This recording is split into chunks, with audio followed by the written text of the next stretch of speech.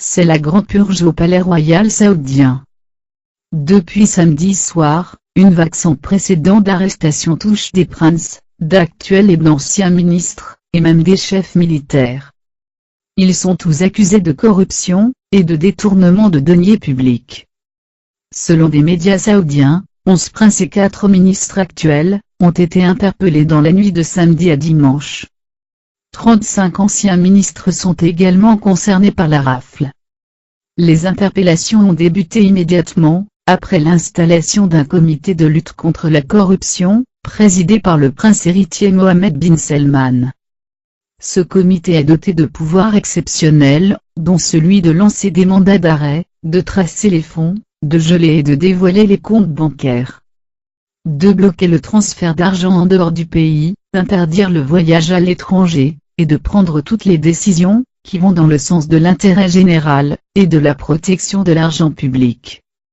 Selon l'agence de presse saoudienne SPA, le comité peut également prendre toutes les mesures conservatoires, comme celle de rapatrier les capitaux transférés à l'étranger, et de saisir tous les biens détournés pour les reverser à l'État.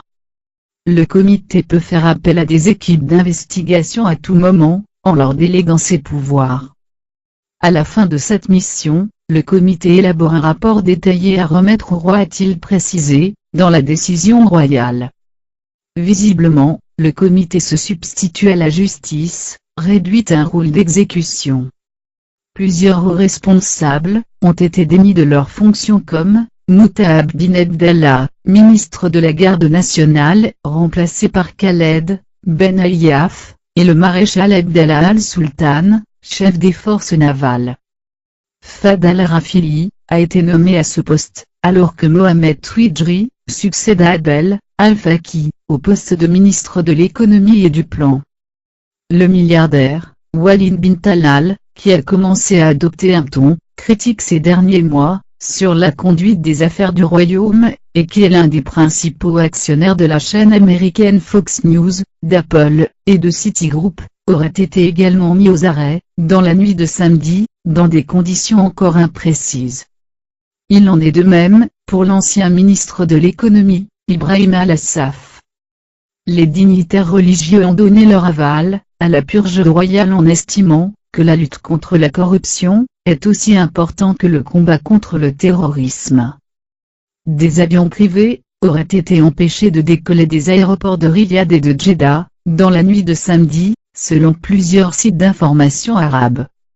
Le roi Salman bin Abdelaziz Al Saoud a donc donné carte blanche à l'ambitieux Mohammed bin Salman, 31 ans, pour lancer la grande lessive dans le royaume, alors que le pays enregistre un effondrement des recettes pétrolières en raison de la chute des prix du baril du pétrole, et un début de contestation sociale et politique.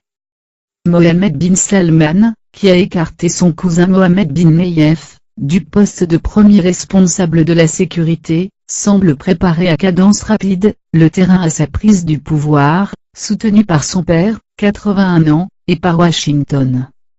L'opération main propre pourrait cacher une entreprise de règlement de comptes politiques, contre tous les opposants du prince héritier.